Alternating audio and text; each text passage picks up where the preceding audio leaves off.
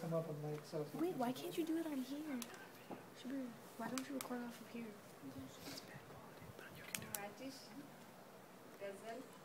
ગઝલનું નામ છે કોને છે ખબર. કોને છે ખબર.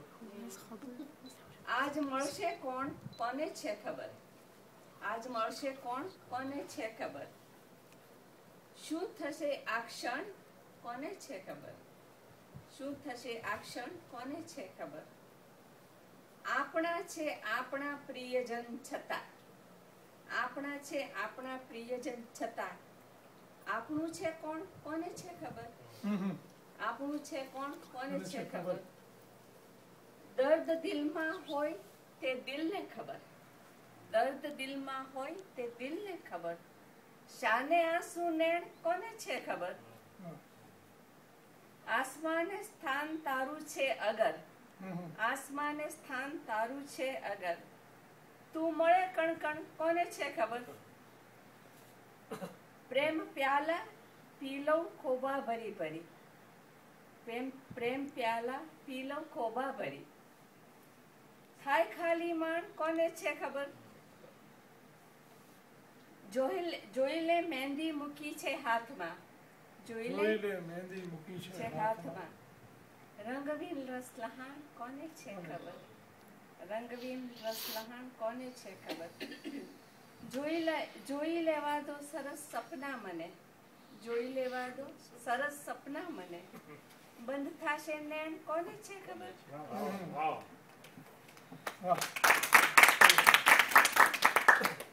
બહુ સુંદર. હું આ પ્રસંગે એક એવી રચના સંભળાવવાનું વિચારું છું કે જે આપણને સૌને જીવતા રાખે છે. જીવવાનું બળ પૂરું પાડે છે. આ જે કાંઈ થયું આ પુસ્તક સ્વરૂપે આવ્યું અથવા તો કવિતા આવી એ ઈશ્વરે આપેલી કોઈ વધારાની વસ્તુ છે. તમારા માટે વિશિષ્ટ રીતે ભેટ મોકલેલી વસ્તુ છે ઈશ્વર. બાકી તો બધા લોકો પાસે આ કલા નથી આવતી. તો આ જે વસ્તુ છે એ કંઈક આપણને કુદરત તરફથી મળ્યું. તો શું મળે છે આપણને કુદરત તરફથી. કે સાવ અજાણ્યા બાળક પાસે વિના કારણે મળે હજુ મુસ્કાન. એટલે જીવી રહ્યો છું. કે જીવી રહ્યો છું આ પિંજરમાં કેદ થયેલા સાવ અટૂલા પંખીએ ના છોડ્યું એનું ગાન. એટલે જીવી રહ્યો છું. એટલે જીવી રહ્યો છું. કે મોસમના પહેલા વરસાદે પથ્થર પણ ભીંજાઈ ઉઠે છે ને માટી કુંપળના હોઠે અગણિત ગીતો ગાઈ ઉઠે છે. તો આ ધરતી પણ બુંદ બુંદનું કરે હજુ સન્માન.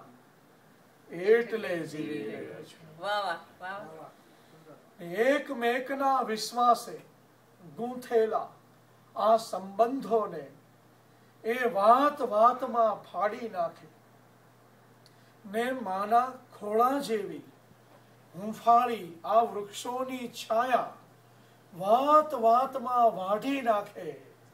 અને છતાંય જાણે કંઈ પણ થયું હોય ના એવી રીતે છેક વઢાયેલા થડમાંથી ફરી ફરીને ફૂટે પાછા કુણા કુણા પાન. એટલે જીવી રહ્યો છું.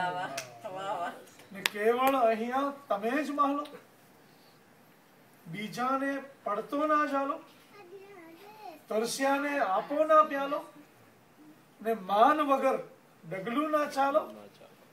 અરે જુઓ આ દૂર દૂરથી સાવ અચાનક આવીને અમૃત વરસાવી જાતા વાદળ કદી ન માગે માન. એટલે જીવી રહ્યો છું. એટલે જીવી રહ્યો છું. ને કંઈક મરદ મૂછાળા ભૂલ્યા, જોગી જતી જટાળા ભૂલ્યા, સંયમના રખવાળા ભૂલ્યા, અરે ભવ ભવના સરવાળા ભૂલ્યા, આતમના અજવાળા ભૂલ્યા, પણ એક ન ભૂલ્યો મહાસમંદર મર્યાદાનું ભાન, એટલે જીવી રહ્યો છું. સાવ અટુલા પંખીએ ના છોડ્યું એનું ગાન, એટલે જીવી.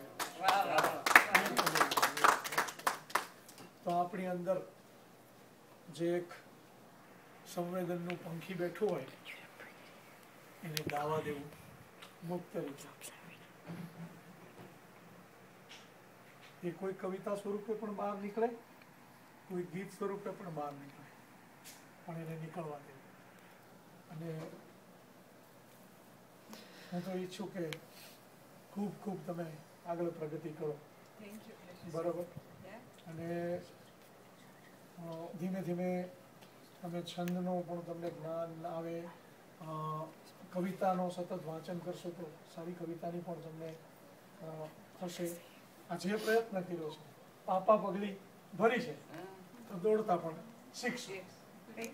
બીજું વિશેષ કશું નથી એવું કહેતો, પણ હું મારો રાજીપો વ્યક્ત કરું છું આ પ્રસંગે.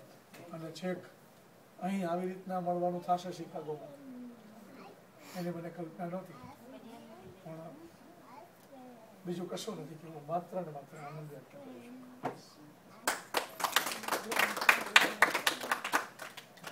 પહેલી કરો ને બાવળ વાળી, એ તો કરવી પડશે તમારે. That is so good one. એમાંથી એક વાત ફર્સ્ટ ક્લાસ. હા, હું એ જ વિચારતો હતો અને હું ચશ્મા ના છે. પછી ચંદ્રાબેન છે ને એક મારી ગઝલ ગાવાના છે. ત્યાં સુધી મારે આ એની પેલી બોલી જાઉં. આ છેલ્લે અહીંયાથી છે ને અમારે ત્યાં ઈરાક ગઈ હતી વાત, પછી ઇન્ડિયા ગઈ, 4 જ ફરવા ગઈ હતી. તો એક ત્યાં બધું બંધ રાખીને ગઈ હતી. તો આ એક નાની એવી પેલી કવિતા લખીને ગઈ હતી, મારા બ્લોગમાં મૂકી બ્લોગ મૂકીને ગઈ હતી. તો એને લખ્યું, કોડિયું આ પ્રેમનું બળતું મૂકીને જાઉં છું, પ્રીતનું ઘી તે મહી ઝૂરતું મૂકીને જાઉં છું, રાત્રિઓ વીતી જશે સપનામહી સપનાવતી, એક સપનું સાંખે તવ ફરતું મૂકીને જાઉં છું.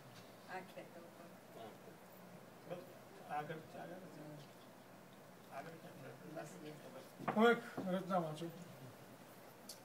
શીર્ષક છે કાચની દિવાલ. આપણી વચ્ચે આ કાચની દિવાલ છે.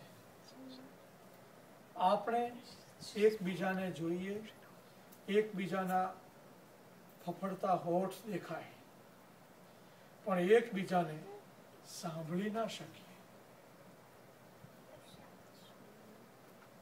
કાચની દિવાલ એટલી મોટી અને લપસણી કે ચડી ના શકીએ. કાચની દિવાલ પર હાથ રાખીએ પણ સ્પર્શી ના શકીએ. અને જો ઈચ્છીએ કે તોડીએ આ દિવાલ, તો તોડીએ કેવી રીતે કે મારી પાસે એવી ધારદાર લાગણીઓ નથી, અને તારી પાસે વિશ્વાસ કરું એવી વફાદારી નથી.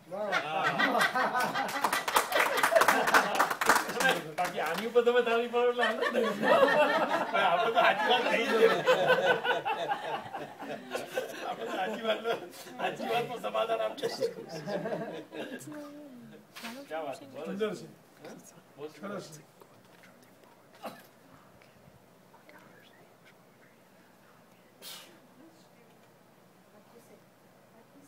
ચંદ્રબેન ગાવાના છે. હા, ગાઓ.